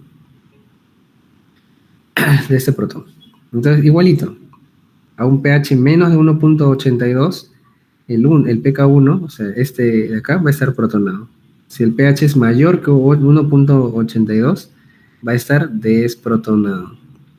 De igual forma, el extremo amino, fíjense el extremo amino, a un pH menor de 9.17 va a estar protonado, y a un pH mayor, desprotonado. La cadena lateral lo mismo, pH menor de 6, protonado. pH menor significa que hay muchos protones en el medio. Un pH mayor, que no hay suficientes protones, entonces desprotonado. Entonces de frente les hago la pregunta, un pH de 5, ¿cómo estaría? Bueno, acá lo sacan al toque, ¿no? Pero un pH de 5, a ver. Analizando esto. Su pK es 1.82. Me dicen pH de 5. El 5 es mayor que 1.82. Por tanto, desprotonado. No hay suficientes protones en el medio. este amino 5 es menor que 9.17. Entonces va a haber suficientes protones, ¿no? Si el pH es menor hay mucho ácido. Entonces va a estar protonado. 5 es menor que 6, que este pK de la cadena lateral. Entonces va a haber muchos protones en el medio. Va a estar protonado. Entonces, ¿cuál es la isoforma? Esta de acá. ¿Y cuánto es su carga total? 1. Este se anula con este y sería 1. ¿Cuál es la forma switterion? La de acá. Si les preguntan en qué rango de pH encontramos a la forma switterion, entre el pH de 6 y el pH de 9.17. En ese intervalo de pH encontramos a la forma switterion. ¿Ya? ¿Y esto qué significa mientras hay más? Si se dan cuenta, de alguna forma significa que tiene más capacidad amortiguadora. ¿Por qué? Porque fíjense de acá a acá, ¿qué ha pasado? ¿Cuántos protones ha perdido? 1, 2, 3. Entonces, ¿qué significa si yo a este le tiro una base fuerte? Va a liberar 3 protones ácidos que pueden amortiguar a esa base. Y viceversa. Si yo a esta isoforma le tiro un ácido fuerte, va a tener 3 espacios para poder unirse a ese ácido, ¿no? Y evitar que ese ácido dañe o altere mucho el medio. Para eso sirve. Y por eso significa que tiene más capacidad amortiguadora. Ahora, esa es una tabla resumen de todos los aminoácidos respecto a su pK, que lo pueden encontrar del grupo amino, carboxilo y de la cadena lateral. Y les había indicado que el punto isoeléctrico se calcula como la semisuma de ellos, simplemente la semisuma. Ahora, cuando son 3, se calcula como la semisuma de los, por así decirlo, de los extremos más cercanos. En sí se calcula como el promedio del pK del que está al costado del switterion, por así decirlo. O sea, en este caso, ¿cuál es el switterion? Este de acá, ¿no? Más y menos se anula. Entonces, ¿cuál sería hay 3 pKs, ¿no? ¿Cuál sería el punto isoeléctrico? El promedio de este y este. A eso me refiero con el que está a los costados del switterion. Que en otros términos yo lo saco más rápido, simplemente con el promedio de el menor con el que está más cerca, de los otros dos. O sea, 2 promediado con, ¿cuál está más cerca del 2? El 9, ¿no? Entonces, 2 más 9 entre 2. Igualito acá. 1.96 promediado con, ¿cuál de los dos? ¿Cuál está más cerca del 1.96? El 8. Entonces, 1.96 más 8. Así me saca mucho más rápido. Igualito acá. 2 más 4.25, que está más cerca, ¿no? Estos promediados. 3.22. Igualito. Ahora, esta tabla de acá, otra importancia que pueden darle es la notación, ¿no? Esto tienen que aprenderlo de memoria, lamentablemente. Hay muchas cosas memorísticas en esta clase. Así como la letra, ¿no? Esa es una notación que la van a ver ahora en bioquímica, después quizá en una que otra enfermedad genética, por ahí van a ver mutaciones por ahí que no les ponen esto, sino les ponen esto. Varias letras. O cuando vean las colas de histona, donde está acetilado y demás, igualito, esto. Y creo que acá en su diapo más abajo les ponen solo esto. Es importante, ese fue un memoria, lamentablemente. Ya ven. Bueno, ahí están los puntos isoeléctricos, de algunos más datos. Ya sabemos esto, ya sabemos cómo se calcula. Igual acá. Los valores pKa también. Ya, esta es una propiedad interesante e importante, ¿no? ¿Qué significa que absorben cierto tipo de luz UV, ¿no? Que estos de acá, estos aminoácidos de acá son aminoácidos aromáticos. Tienen una cadena lateral aromática. Y por eso mismo es que tienen estas propiedades, ¿no? De absorber luz ultravioleta, principalmente, ¿no? Debido a esa aromaticidad. Ya, esto le aviso que se los han puesto, son en 2, 3 diapositivas, creo. Esta es una clase entera. Que bueno, ya no se lleva, pero sigue siendo importante. creo que en biología molecular, bueno, no sé si se han llevado, pero lo han visto. Pero hay una propiedad que es lo más importante, que se llama estereoespecificidad. Que lo que sucede es que este espacio que está acá de colorcitos, esas son dos moléculas distintas, que por más que uno trate de girar esta molécula, nunca va a llegar a ser este. Traten de hacerlo mentalmente. Por más que lo gires, si lo giras completamente, el rojo va a estar para adelante, y acá el rojo está para atrás. Entonces, esto pasa en los sitios activos de las enzimas. Hay muchas enzimas. Ustedes saben que las enzimas, el lugar donde se produce la reacción química, la catálisis o lo que se dé, se producen sitios activos. Y estos también utilizan la estereoquímica, que es esto de acá. Y esa propiedad, estereoselectividad, se llama en que ese sitio activo tiene, por así decirlo, este espacio, así es igualito. Y solamente la molécula que tenga una estructura espacial de esta forma va a poder encajar. Esa es la misma molécula, es un isómero, tiene la misma fórmula molecular, pero una distinta disposición. Entonces, y no va a entrar en el sitio activo de la enzima. No va a entrar. Eso que le confiere una ventaja por ciertos tipos de moléculas. En este caso de los aminoácidos que funcionan en los seres vivos, nosotros, son los L-aminoácidos, que después lo van a ver. Los D-aminoácidos se encuentran por ahí que en las bacterias, o sea, es muy raro, muy raro. Generalmente en eucariotas, L-aminoácidos. De ahí, por ejemplo, pueden entender la importancia de la D-alanina, que luego la van a ver, que se encuentra en el peptidoglucano, y es un blanco, ¿no?, para ciertos antibióticos. Y bueno, estos son estereoisómeros, ¿no? Y ahora esta es de la proyección Fischer, no es más que nada que una proyección horizontal. Fíjense, ahí está la cuña, ¿no? ¿Qué significa la cuña completa? Que estos están saliendo del plano y esta cuña punteada está metido en el plano para atrás. Para atrás, es lo que significa. Y solo el grupo amino tiene que estar en el lado horizontal, nada más. Y el grupo más importante, el carboxilo, en vertical. Y ahí está la diferencia, L-alanina de alanina. Ya, eso también es algo importante, ¿no? Esta estereoisomeridad, por así decirlo, esos estereoisómeros se van a producir en base a los carbonos quirales. ¿Qué es un carbono quiral? Acá les han puesto, ¿no?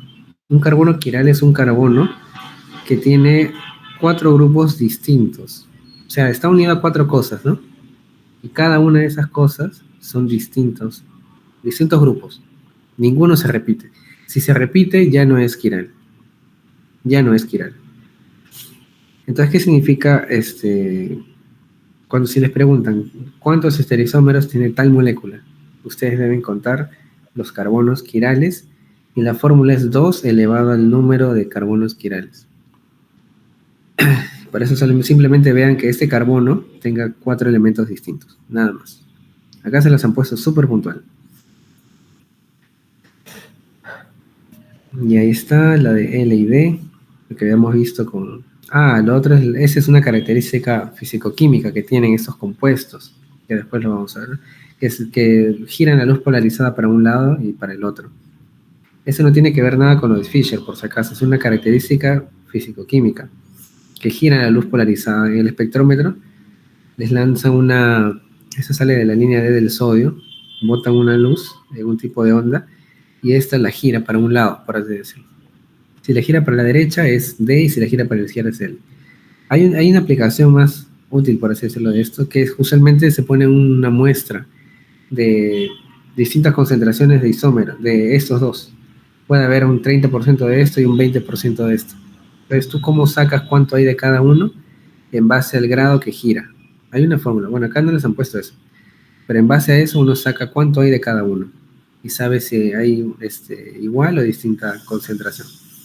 Y un nombre que acá no les han puesto, pero de repente les pueden preguntar, es cómo se llama la muestra que contiene 50% de cada uno. O sea, tiene 50% de esto y tiene 50% de esto. Y no gira nada, ¿no? O sea, la D debería girar para la derecha y la L debería girar para la izquierda, pero esa luz no gira nada. Esa se llama una mezcla, se la voy a poner acá, Mezcla racémica. Así se llama.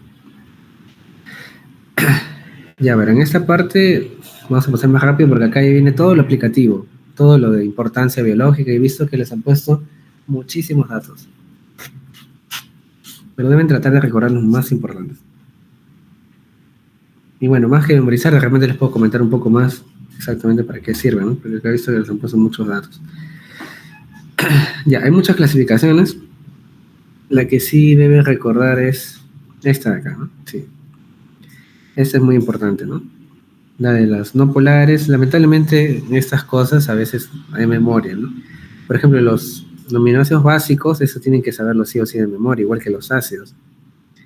Aspartato y glutamato son los ácidos, muy importante, igual estas, ¿no? Los básicos. De acuerdo a su cadena lateral, bueno, es similar, ¿no? Con azufre, eso también es muy importante, luego lo vamos a comentar. Y acá respecto a su cadena lateral, tienen que estudiar la estructura de cada uno. O sea, no sabérsela de memoria, si se la saben de memoria, buena hora, pero no les va a ser útil. Pero deben conocerlas al menos. Al menos saber que tiene azufre, por ejemplo, la cisteína y la metionina. Ahora, más sirve saber para qué sirve esto, que conocer la estructura exacta, ¿no? Y después lo voy a comentar. Ya, y acá pueden estudiarlo, mira, simplemente lo reconocen. Esas son cadenas alifáticas. O sea, como hidrocarbonos prácticamente. Un grupo metilo, un isopropilo y demás. Estas ya son aromáticas, por eso es que tiene absorbancia de luz ultravioleta, igual que la tirosina. Y bueno, esas características también. Eso conocerlo y de alguna forma tratar de memorizar un poco sobre eso. Sí es importante, los ácidos y los básicos, eso sí o sí tienen que saberlo. Ya. Entonces le dije, los codificables son los que sí deben conocer. Que ya estaban atrás, ¿no? Todas las estructuras. Ahora existen no codificables, ¿no? Que son muchos. Que están estos, ¿no? Que son hidroxilados, son editados de los originales, de la lisina, de la prolina. Que estos de acá, hidroxiprolil, hidroxilisina y hidroxiprolina, tienen importancia en el colágeno.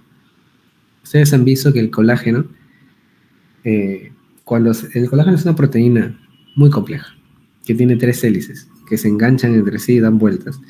No basta con estas proteínas que se engranen, ¿no? Sino necesitan refuerzos, por así decirlo. Y ustedes saben que las proteínas están compuestas de aminoácidos. Entonces, estas cadenas alfas, que les dan vueltas entre ellos, son 3 cadenas, tienen extremos de prolina y de lisina. Entonces, esos extremos se editan, se hidroxilan. Y de alguna forma también eso les confiere una mayor estabilidad y que se enganchen entre ellos. Se enganchan estas 3 hélices como una cadena y dan vueltas, como una trenza.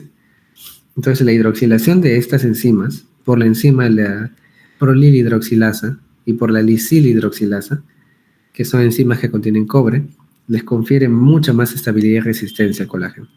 Por eso es que es importante. Y bueno, sí hay bastantes, ¿no? Otras, fosfoserina. Si se dan cuenta, son aminoácidos, añadí con un grupo más. Igual acá, la cisteína también. Cuando se unen 2 cisteínas se llama cistina. Y vamos a ver que eso es muy importante porque va a causar un plegamiento específico, un plegamiento distinto en proteínas, ¿no? Porque la cistina es un puente, el famoso puente disulfuro que he escuchado. Es disulfuro porque 2 extremos de cisteína se unen y se forma una cistina, ¿no? Y esto me va a causar una deformación de la estructura tridimensional. ¿Y esto dónde lo pueden encontrar? Una aplicación directa en la insulina. Ustedes estoy seguro que conocen la insulina, que es una hormona secretada por las células beta del páncreas, endocrino, y esa insulina, que tiene 51 aminoácidos, tiene un enlace puente disulfuro, causado por 2 cisteínas. Ahora, esto también es muy importante de acá. Esto, ¿no? Acá no les han puesto, creo, pero bueno. ¿Te acuerdan de los alfa, beta, delta, las letras griegas? Ya existe un proceso que se llama la gamma carboxilización. Esa gamma carboxilización es dependiente de vitamina K. No es más que, mediante este proceso lo que se hace es activar a los factores de coagulación dependientes de vitamina K. Es un proceso y ahí los factores de coagulación, ustedes saben, son 12 factores de coagulación, ¿no? Y se recuerdan, de repente en la academia lo han visto, la vía intrínseca, la vía extrínseca y demás, el 1, 2, una chanfaina. Pero bueno, hay algunos factores que dependen de este proceso químico, de la gamma carboxilización. Acá no les han puesto la letra griega, pero bueno, luego creo que lo ponen. Y ¿cuáles son los factores dependientes de la vitamina K? Es el 2, el 7, el 9 y el 10. Y se lo dejo como dato. A eso lo van a ver en fisiología, cuando llegue. El selenio, eso también es muy importante. El selenio, el famoso selenio. Que parece que es un metal, ¿no? Que pensamos que de repente no lo tenemos en el cuerpo, pero sí. Y está en la famosa, como selenocisteína, y también está como un ion inorgánico unido a una proteína, a una enzima muy importante, que es la glutatión peroxidasa. Esta de acá. Eso sí es muy importante. ¿Esta enzima de qué se encarga? De eliminar los radicales libres del cuerpo. ¿Qué son los radicales libres? Son estructuras químicamente muy reactivas que lo que hacen es... radical libre significa... Es como que tiene los electrones excitados e incompletos. Entonces lo que hace es robar electrones. Robar o dar electrones. Pero generalmente robar electrones. Entonces ven cualquier molécula y les roban electrones, y esto ocasiona una cadena o hiere esta molécula químicamente, por así decirlo. Y al final esa se puede morir, ¿no? Ocasiona lo que es un llamado estrés oxidativo, y esto puede hacer que la célula se muera. Sin embargo, frente a ese estrés oxidativo, que puede ser causado por cigarro, por las toxinas y demás, existen ciertas enzimas que se encargan de eliminarlos, como la NADPH oxidasa, la glutatión peroxidasa, esta de acá, ¿no? Y ese es importante, ¿no? Es por ese papel. ¿Y qué contiene? Selenio. Y que tiene selenocisteína, que es un aminoácido que ya la conocen, ¿no? La cisteína, que tiene azufre. ¿Qué más? La desmosina. Esa es una lisina que está unida, como varias lisinas unidas. Pueden buscar su estructura en internet. Es muy bonita. ¿Qué más? Este ya les había explicado, ¿no? Del colágeno. Aquí está. Este es la gamma carboxiglutamato. Lo que les había dicho, ¿no? De la cascada de coagulación. De los factores de coagulación. Bueno, está repitiendo. Acá hay otros. Eso también los consideran como aminoácidos derivados, por así decirlo. Eso de ornitina y citrulina son intermediarios. Así como existe un ciclo de Krebs, existe el ciclo de la urea, que creo que aún no lo ven, creo, sí. Pero bueno, ya seguro a fin de ese ciclo lo van a ver. Que es, el ciclo de la urea no se encarga más, no es nada más que ese aminoácido, que ustedes conocen su estructura, que tiene carbono, grupo carboxilo, CO menos, NH3 más, H y en la cadena lateral. Ya. El ciclo de la urea no es nada más que cómo botar esto. El metabolismo de ese grupo amino. Ese grupo amino va a pasar de molécula en molécula y va a llegar a un ciclo final, que es el ciclo de la urea. Y al final, ¿qué se va a producir? ¿Cómo se llama esto? Nombre químico es carbodiamida. Nombre genérico es urea. Esa es la urea. La carbodiamida. Que no es nada más que cuando se degradan compuestos nitrogenados, como los aminoácidos. Y estos dos de acá son intermediarios. Bueno, y acá ven ejemplos, ¿no? Ahí es de lo que les estaba hablando. Este proceso es la gamma carboxilización de los factores de coagulación. Se les añade nada más un carboxilo en la posición gamma, en palabras simples, y se activan para que funcionen en la caja de coagulación. Estos de acá ajustan mucho más el colágeno. Esos son los intermediarios para poder botar el nitrógeno que les había dicho. Ahí. Se salió, creo.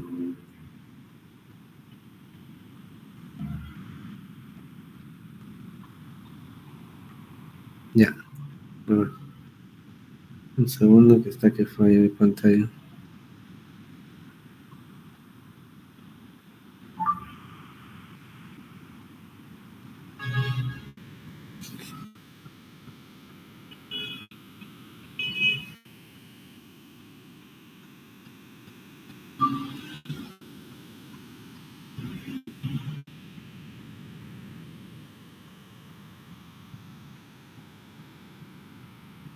Ay.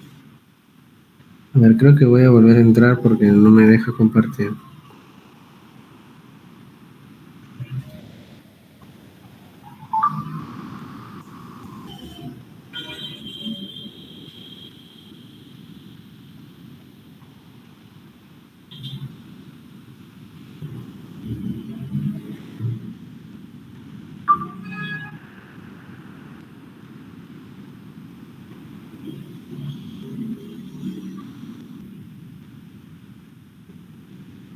Ya, creo que ya permite.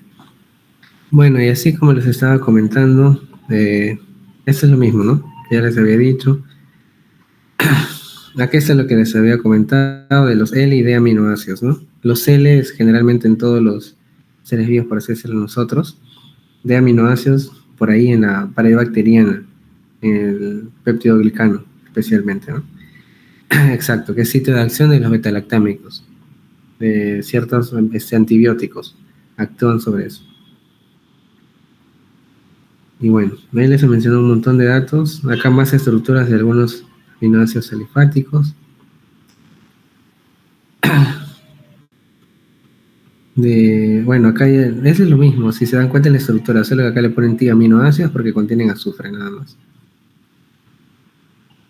Ese es como visto de otra forma, pero sigue siendo lo mismo. De las aminas secundarias, la prolina, que tiene una estructura muy peculiar, ¿no? Muy peculiar. Y ahora esto sí es importante, los ácidos asparticos y los, por así decirlo, los básicos y los ácidos. Esto sí, es muy importante que los conozcan. Esos aminoácidos, ya sea que carga positiva o negativa, tienen importancia en las histonas. Por ejemplo, las histonas son ricas en aminoácidos básicos. Y esos ácidos y básicos también tienen importancia en ciertas enzimas que se encargan de degradar cosas. Esas enzimas que se encargan de degradar cosas son las serinproteasas. Se encargan como de cortar, ¿no? Y tienen una secuencia en general que es ácido, base y nucleófilo. O en este caso es serina, histidina y ácido aspartico. Sirven para eso, ¿no? Están en esos centros. Bueno, acá, ¿qué más? Acá siguen hablando de la misma clasificación, pero acá ya no les ponen las abreviaturas, ¿no? Sino le ponen las letras de los aminoácidos. Bueno, acá es cuando se forma el puente disulfuro, que se lo pueden encontrar, les había dicho, en la insulina. No se olviden. Esa es ya les había mencionado de la ornitina, que son intermediarios del ciclo de Krebs, del ciclo de la urea, perdón. Ahora, algo importante quizá es de que estos aminoácidos pueden derivar de estructuras que son también pequeñas, que son muy, muy, pero muy importantes, que son los famosos neurotransmisores y hormonas también, ¿no? Y ese es como una especie de ciclo que llevan, que están conectados entre ellos, desde la tirosina, la dopamina, y pueden formar muchas estructuras, ¿no? Acá solo le han puesto 3, ¿no? Pero este es mucho más grande, mucho más grande. La melanina, pueden formarse la adrenalina, la noradrenalina, desde la tirosina, y así entre todas, la fenilalanina también. Todo eso está conectado. Y varias hormonas, ¿no? De la tirosina se va a formar la hormona tiroidea. De la L-dopa se termina también en dopamina. El dopamina, ustedes saben que es un neurotransmisor muy importante, ¿no? Y otros neurotransmisores como el GABA, que les había dicho, que es inhibitorio. Y bueno, ahí tienen mucha importancia los aminoácidos, lo van a ver luego como metabolismo. Creo que por acá habían puesto una imagen muy bonita. Bueno, y acá te viene a hablar de cada uno, creo. De cada propiedad de cada aminoácido. Pero había un gráfico muy bueno. Déjenme avanzar. Creo que está más abajo. Bueno, acá solo revisar algunos que otros datos de los aminoácidos que les han puesto. Que puede ser uno que otro por ahí preguntable. Pero son más que todo datos puntuales, ¿no? Pero lo más importante ya se los he mencionado, ¿no? Ahora, respecto al enlace peptídico, es simplemente la unión de los dos aminoácidos. Que químicamente, si se dan cuenta, es unir el grupo amino con el grupo carboxilo. ¿Cuál es la característica de este enlace? Es que es plano, es como un plano, y lo pueden ver en este dibujo de acá. Fíjense, que va a delimitar un plano, ¿no? ¿Y por qué es plano? Me pueden preguntar quizá. Bueno, principalmente por fíjense esa estructura, ¿no? Es así químicamente, sin embargo, en la vida real no es así. Ese enlace doble está de esta forma, ¿no? ¿Por qué? Porque acá el nitrógeno tiene 2 pares de electrones. Y esos 2 pares de electrones, con estos otros 2 pares de electrones que están acá, están en constante movimiento. Y por eso es que este enlace es doble y este enlace simple no es este ni doble ni este ni simple, sino es como un enlace y medio, por así decirlo. Tiene un carácter parcial. Eso se llama resonancia. Resonancia. Entonces al final esto se delimita como una especie de plano. ¿Y cómo va a quedar la molécula? Así. La secuencia de aminoácidos va a quedar así, ¿no? Y acá es importante definir quizás solo 2 enlaces, ¿no? Que esto ya lo pueden ver después, ¿no? El ángulo phi y el ángulo... no recuerdo qué letra es esta, pero el ángulo phi es ese de acá, ¿no? El que está después del nitrógeno. Ese plano tiene 2 lados. Un plano que está después del nitrógeno y un plano que está antes del carbono. Entonces, este ángulo de giro es el ángulo phi y este es el otro ángulo, ¿no? Del carbono para atrás. Nada más. Después, algo importante. Acá vemos lo del glutatión que les había mencionado, del estrés oxidativo. Y acá, bueno, acá la importancia de las hormonas, ¿no? Acá ya es más que toda importancia. Ya cosas más puntuales, ¿no? Pero ahí es fisiología. Esto de repente uno que otro dato les pueden preguntar en su examen. De cada uno, de cuántos aminoácidos tiene. Generalmente las hormonas en el cuerpo humano no suelen ser demasiado complejas, sino simplemente son una agrupación de aminoácidos. Varios péptidos, especialmente, por ejemplo, la oxitocina, la vasopresina, no son, creo que, octapéptidos, decapéptidos, son muy pequeños. Entonces, y tienen una función sumamente importante, ¿no? Desde ahí es importante. Fíjense la oxitocina también. La oxitocina es un nonapéptido, son 9 aminoácidos, nada más. Y tiene mucha importancia química, bioquímica, ¿no? La famosa molécula del amor, que tiene que ver con el parto, con la lactancia, con el orgasmo. Y bueno, ¿qué más? Bueno, ese es como proteína. Los aminoácidos esenciales. Eso sí deben buscar una mnemotecnia, que creo que acá les han puesto. Bueno, no les han puesto. Pero bueno, eso sí, los esenciales sí deben saberlo de memoria. Lamentablemente muchas cosas que son de memoria. Y el aminoácido limitante, ¿no? Que es el más deficiente de los esenciales, ¿no? Que ocasiona un problema de la proteína, ¿no? De su digestibilidad. Y bueno, acá sigue repitiendo la clasificación y demás. Y este es un gráfico, creo que es de los últimos, que es muy importante, ese de acá. De los aminoácidos. Que bueno, ese es de repente creo que en integración del metabolismo lo pueden ver, ¿no? Cuando comen una proteína, o cualquier cosa, un trozo de carne, no sé, lo degradan, el aminoácido va a llegar y va a ser absorbido a nivel de las vellosidades intestinales. Y unido a glucosa en algunas veces, ¿no? Ya, esto llega a ser absorbido y luego puede ser o degradado o puede ser usado como base, ¿no? Para construir cosas más grandes. ¿Cómo es degradado primero? Se degrada, la parte del nitrógeno se degrada como amonio y al final como urea, en la parte del nitrógeno. Y la otra parte, ¿se acuerdan de la estructura del grupo amino, del aminoácido? grupo amino y lo que queda, ¿no? Lo que queda termina como productos intermediarios del ciclo de Krebs. O como acetilcoenzima A, que es una molécula que ustedes ya conocen, que tiene mucha importancia en el metabolismo bioquímico. ¿Qué más se puede hacer? Ese es respecto al catabolismo de los aminoácidos.